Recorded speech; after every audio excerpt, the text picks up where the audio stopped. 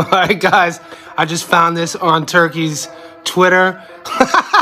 Hear it from himself, but check out his mannerisms and how he's talking. Turki, you gotta stop hanging out with so many Americans, mate. Canelo in Riyadh in May, the big fight in the history of boxing. In September, Terence Crawford, I see he wants to fight. He's made it clear. Do fights like that help your legacy, or do you feel like that's something that's not worth it to you? Everything in my career, every fight make my legacy different and better. No, Terence Crawford is a great fighter. He's a good fighter, but like I say, he's weight classes for a reason. I'm focused. In a twist, few saw coming Saudi advisor Turki Alalshikh has confirmed that Terence Crawford may end up fighting on the undercard of Canelo Alvarez's next major event. The development has stirred intense debate across the boxing world, as the fight everyone had been anticipating Canelo versus Crawford now looks uncertain, with plans shifting in a completely different direction. Turki Alalshikh playing games. You got somebody ask Turki Alalshikh, is this happening? Look at his response about Crawford facing Canelo. Look at his response. Make the fight, Turki, make the fight. The Canelo versus the Crawford matchup had been building momentum for months. Fans and analysts had even already made predictions and talked about the possibility of the undisputed welterweight king moving up to face boxing himself. The narrative wrote itself. Crawford, fresh off his demolition of Errol Spence Jr., was seen as pound for pound number one. Canelo, the undisputed champion at 168, remained boxing's biggest draw, still fighting under the brightest lights, and on the biggest stages the hype was real. And with Turki Alalshikh's deep involvement in reshaping global boxing through massive events in Saudi Arabia, many believed it was only a matter of time before he officially announced Crawford versus Canelo. But instead, Alalshikh, and he's starting to rehab now and training again, and we hope to. He's one of our plan to see him fight in 25. The goal obviously is a Canelo fight for him, right? We hope he wants this fight, and why not? You and Canelo, I know you guys are working towards trying to do a fight. What's the status of that? We will see maybe next month, next 2 months, let's see. This week, Turki told reporters that he no longer plans to make the fight between Canelo and Crawford, at least not in the immediate future.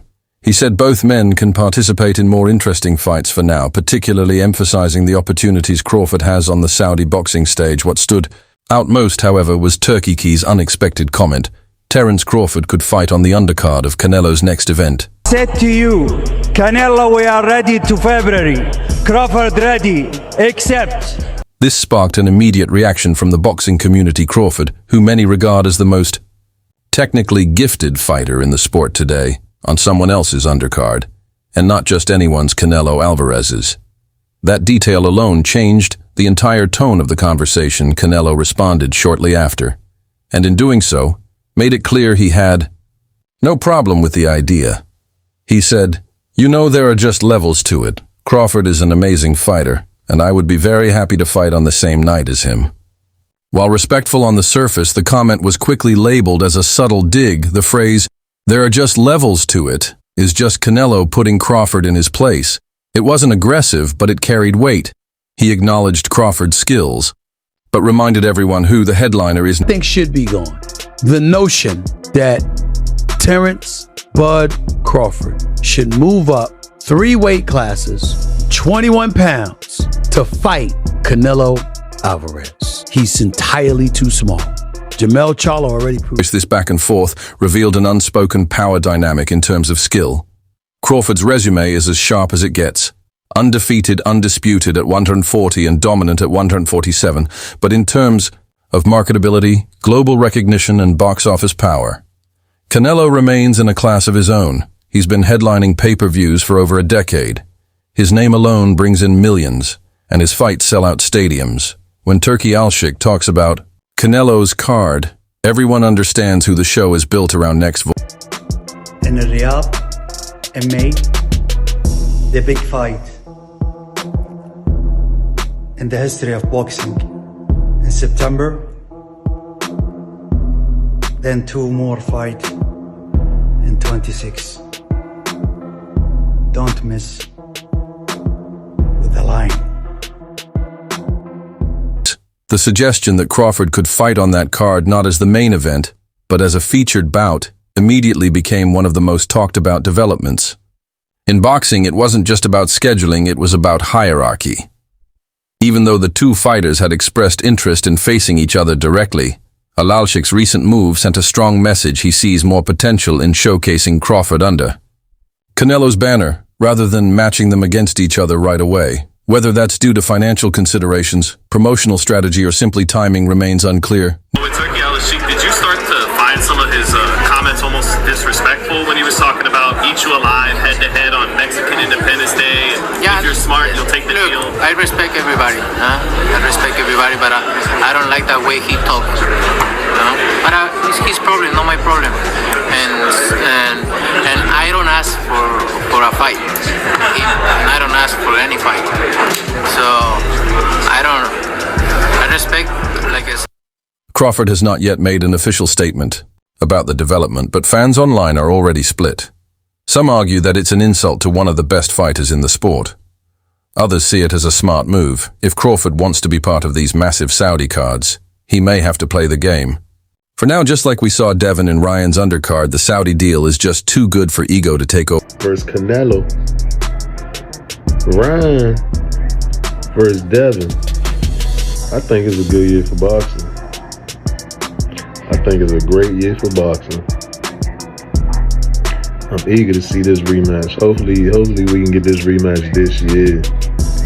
Hopefully. Canelo, meanwhile, is already scheduled to headline a card in Riyadh on May 3, 2025 against undefeated Cuban super middleweight William Skull. The matchup has not generated overwhelming excitement, but it serves a purpose. It keeps Canelo active, satisfies a mandatory defense, and maintains his momentum ahead of potentially larger fights.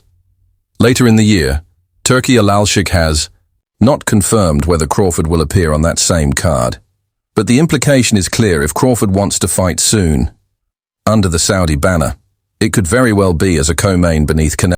Wants to go out and talk about September. Congratulations, boys! Yeah! Congrats, we're happy for you. That is awesome. Well, go ahead, Dana. We actually are getting together with him tomorrow. We're going to shoot some content, and when it's time to announce, we have a massive fight. Literally, and this is exactly what I'm talking about. A massive fight that only this guy could make. The bigger issue now is what happens to the idea of Canelo versus Crawford itself, while Alshikh has pulled back from making that fight. Right now, he has not ruled it out completely. Sources close to the scene believe the door remains open if both fighters continue winning, and the demand keeps building. There's no reason to think the matchup can't be revived in 2026. Still, some experts have already started breaking down what that fight might look like, and many are siding with Canelo.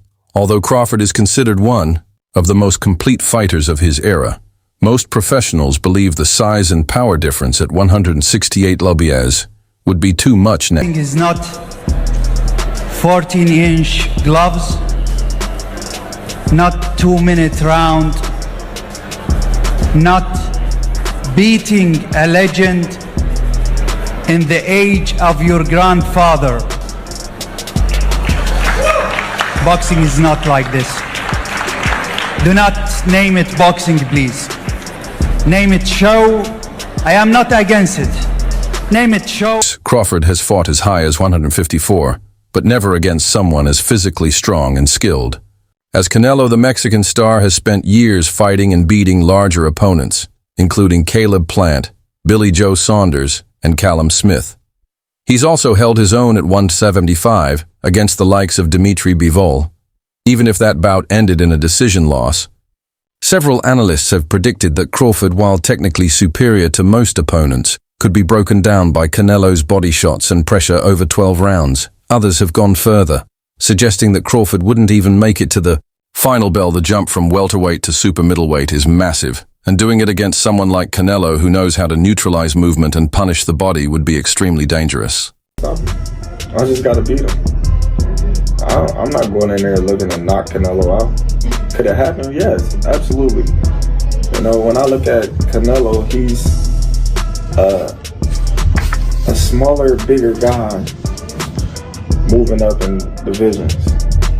You know, being that these big guys is slower, so they might catch him with something, but he might see it at the last moment.